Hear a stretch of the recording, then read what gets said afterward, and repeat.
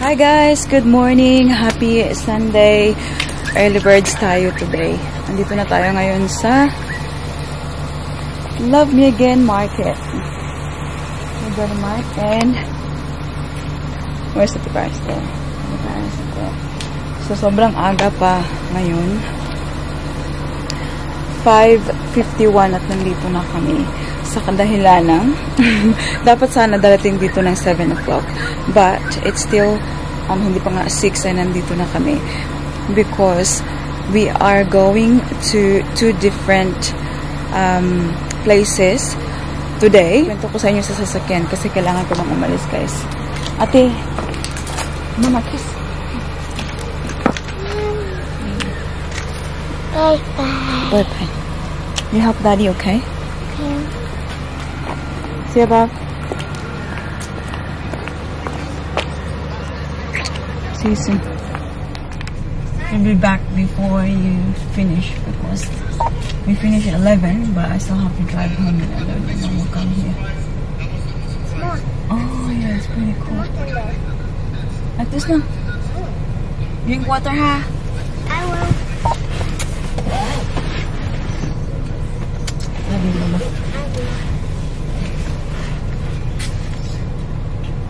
Love you, Daddy.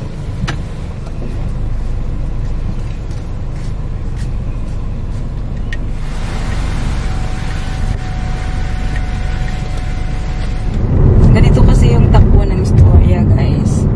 So, si mami nyo ay nakabook na para magbenta sa space na yan for a while now. Kasi mabilis mag-sold out yung ticket. So, mabuti ko talaga na kapag nag-book ako in advance para to make sure na hindi tayo mawala ng slot. So, ngayon, I think just a week ago, di ba may ibang place din ako na pinupuntahan para pagbentahan? But they're not open every Sunday unlike this one. And then, parang gusto kong pumunta sa market na yun because it's more like high-end. Dito kasi,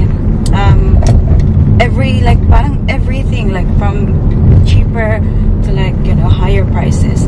And I feel like mas nabibenta yung cheaper prices dito kaysa doon sa isa. So, sabi ko, Daddy Mike, sayang naman, oy, kasi yun talaga yung gusto kong puntahan. Kung papipiliin ako, kasi marami kasi akong mga designer stuff. Yung bang may mga brands talaga na minsan medyo mahirap siyang ibenta dyan kasi nga mostly yung mga tao na pumupunta dyan, like, you know, they want like bargain, yung mga ganun. But doon sa isa, mga yayamanin yung mga customer doon sa kabila. So, parang yun yung target ko, like a customer, kasi parang naaayon yung mga products na binibenta ni mami niyo. So, since nakabook na ako dyan, and sabi ko, hala ko, hindi ko na pwedeng ma-cancel. So, Daddy Mike offered na siya yung magbibenta doon habang ako pupunta ako doon sa kabila, which is really good. It works really well. Para naman, dalawa kaming magbibenta, di ba? So, it's like a double income, kumbaga. But then, marami sa inyo na, guys, ang nakakaalam na hindi nagdadrive si Daddy Mike. So, that's one parang challenging para sa amin. Kasi, since he's not driving, it means na kailangan ko silang i-drop and go back home para kunin yung sa akin din para maibenta ko. And also, we have the kids. So, ngayon, Ate Paris stayed with Daddy Mike and then si Baby Sinin yung nandito sa akin who is still Sleeping Beauty kasi maaga pa, diba? I had to carry her to the car, guys. I'm on my way home now para pick upin yung mga gamit natin na bibenta natin and then I'll drive to the venue and then start setting up my stall as well. Nag-work well siya sa amin kasi dun sa pinupuntahan ko, they close at 11 and then kay Daddy Mike nag-close sila ng 12. So, una kaming matatapos na Baby Celine, which means, you know, I can pack up, go back home para i-drop, and then I can go pick up Daddy Mike and Ate Paris. Ano yun? So, yan yung ganap natin today, guys. It's very challenging. Walang imposible kung talagang gusto mong gawin yung isang bagay. And this is something that I really want to do. And, you know, Daddy Mike is willing to do as well. And, yeah. So, ito. Kayod pa more. Kayod pa more. Hirap kumita ng piso, guys. Okay? At yung naka-advantage din, guys, dito sa amin is that hindi siya malayo. Kasi, kung malayo to sa amin yung mga pinupuntahan, yung pinagbibentahan namin, it will be hard kasi, you know, pauwi ako nang babalik-balik ako diba? Yung oras ba? Kahit nga ngayon, di ba, 6 o'clock, nandun na sila, guys. Nandun sila, mag-stay sila doon sa labas for another hour. Diba? Pero kung tag-isang oras yung biyahe, ay, ibang istorya na yun. But at least dito ngayon, like, in the morning, especially in the morning, like 15 to 18 minutes yung drive. So, it's not that hard. Labas na natin yung ating mga maleta. And we're here. Malapit na siyang mag-7, guys. Buti na lang may parking dito sa harapan. Free pa siya kapag weekend, guys. So, it's convenient. Gising na ang aking little helper.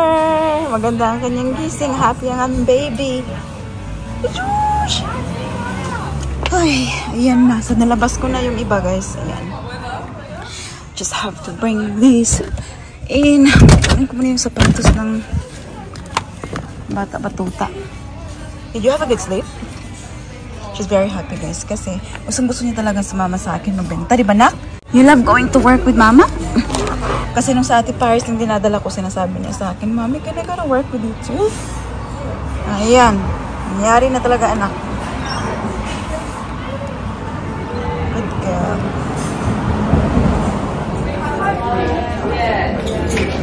So, isang oras na, guys.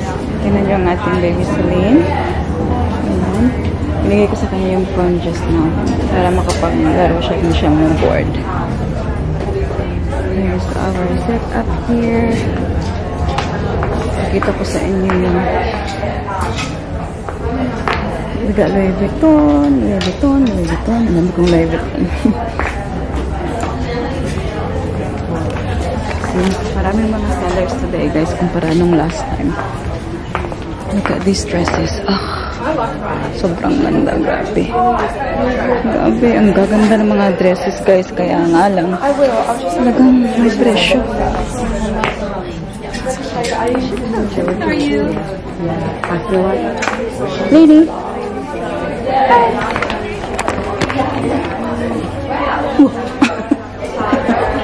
What have you been eating? Tuata? What is it? Chocolate. No, it is chocolate something. Chocolate. Bar chocolate. Not the chocolate. No. What chocolate? I forgot. What chocolate? Yes. I love you. Thank you for being a good girl for Mama. Huh? Hey, thank you for being a good girl for Mama. Love you. My old lady. Yes. Do you need this? No, it's okay. You can have it. Tignan yung buhay ni Madam. Hi, Madam. Hi, Madam Celine. Naka-aircon kasi dito, guys, sa loob. Ayan. Ito kasi siya, hair salon. So, close sila kapag Sunday. And then sa labas, kapag Sunday, sila dito kami benta. Pakita ko sa inyo yung outfit natin for today, guys. Yan. Tak. So, naka tayo, black pants. Love these pants.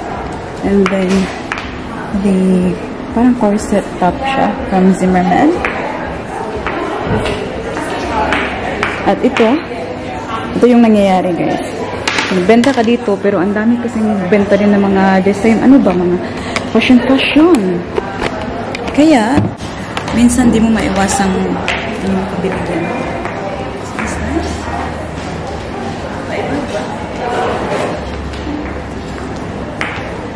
Skirt. Meron siyang ganyan sa baba. Nak, do you like it, baby? Ling, do you like it?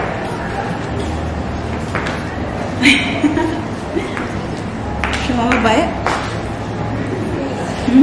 Yes.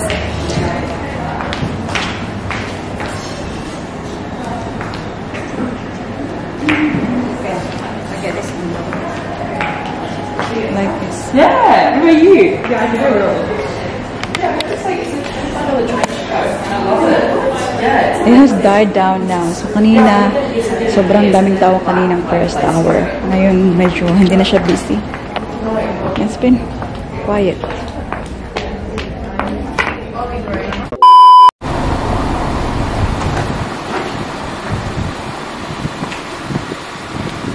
Hi again, everyone. So it's now 12.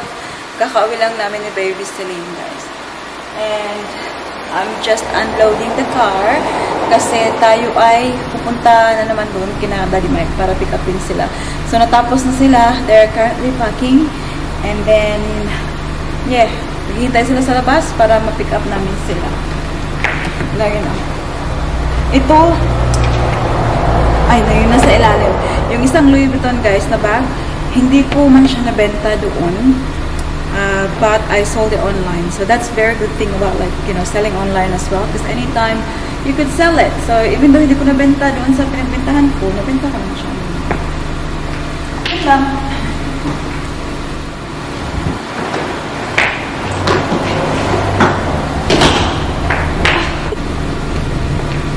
Overall, we did well. And I'm super happy, guys, kasi at first, napaka-busy, sobrang daming tao. But then, wala namang bumibili sa akin. So, sabi ko, wala ko. Kasi maraming sellers kasi today, guys, kaya more choices for the buyers. It's really good for the buyers kapag ganun. And sabi ko, hala, kumenta kaya tayo today. And then, like, it started picking up towards the end. Pag last 1 hour na lang. And then, like, people started buying our stuff. So, kabenta rin tayo. It's all worth it.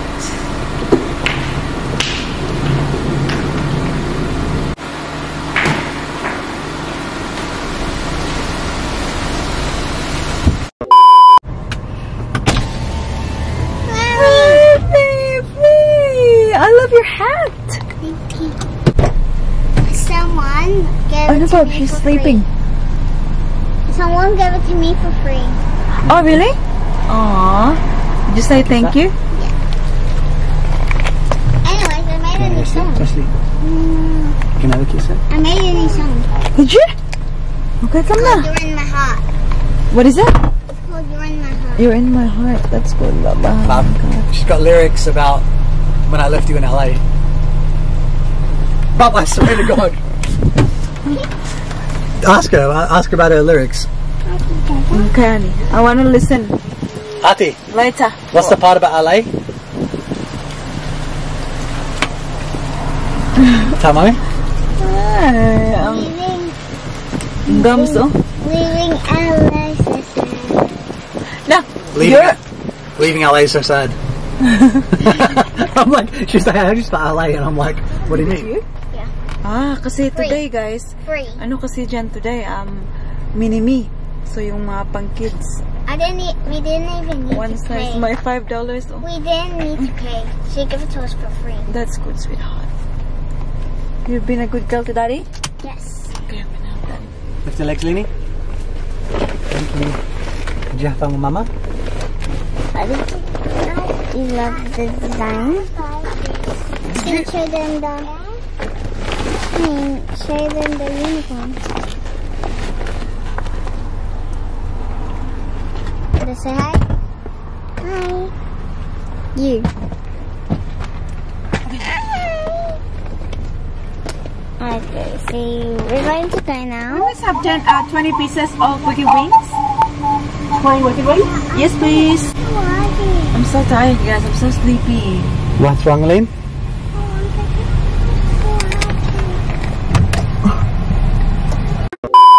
Time check, guys. It's 6:46 na ng gabi. Ngayon lang tayo nag-vlog ulit. Pag-uwi namin kanina, ay naku, isplak talaga si mami nyo, guys. Since Ate Paris and Baby Selene have been sleeping in the car, hindi na sila, ano? Sleepy nung umuwi kami dito sa bahay. So, kami, Daddy Mike, ako, nakatulog ako dyan sa kabilang kwarto. Alam niyo ba, nung pagka-uwi ko, sabi ko sa sarili ko, ay, mag-ano ako, nagising ako na hawak-hawak ko yung, ito ba, yung ating, ito, kasi, yung mga videos, gusto kong i-transfer sa phone para ma-edit ko. Si mami niya talaga, guys, like, pag kinakaya talaga ng oras, like, gusto kong gawin lahat. But, kinaya ng oras, but hindi kinaya ng katawang lupa. So, talagang gano'n ako, guys. So, hindi ko pala na-transfer yung videos, guys. Ngayon ko lang na-realize. At pagkagising na-realize ko, hala, hindi ko pala naunang aking camera. Okay, very sleepy talaga ako. Kasi, si Celine, tagabi, nag-nightmare ba? Or papayak-iyak siya. So, late ako pumunta ng bed kasi, as you can imagine, guys, dalawa yung niready ko na, kasi dalawang markets yung pinuntahan namin, diba? So, kay Daddy Mike, I made sure na enough yung kanyang items na dadalhin at enough din yung sa akin. And, I wanna make sure na walang maiiwan. Ganun. So, I went to bed like, so late, and then like, si Baby Celine pa, pagising-gising, and I had to get up at 4:30. 4:30 ba, yeah. Kasi, niready ko yung sarili ko, niready ko yung, yung mga girls, yung, yung hair and everything nila. So, my God. Maybe 1 hour and 50 minutes broken sleep. Yun. Kaya, hindi na talaga, when I was driving, like, you got no idea. Like, I was trying to, like, ginigising ko yung sarili ko kasi sabi ko, oh my God, I'm dozing off and it's really dangerous. So, pagka-uwi ko, tulog agad. And then, so, tulog na ako, ganyan. Hindi ko na naon yung aircon. Init sa kwarto, guys. Kasi, I don't know, 36 today or whatnot. And then, hindi ko na kayang i-turn on. So, bahala na. Parang inano ko na lang, inaccept ko na lang init, And then, like, I could hear Celine. Like, pupunta si Celine sa kwarto. Papatulong siya sa laruan niya. And then, like, gising na naman.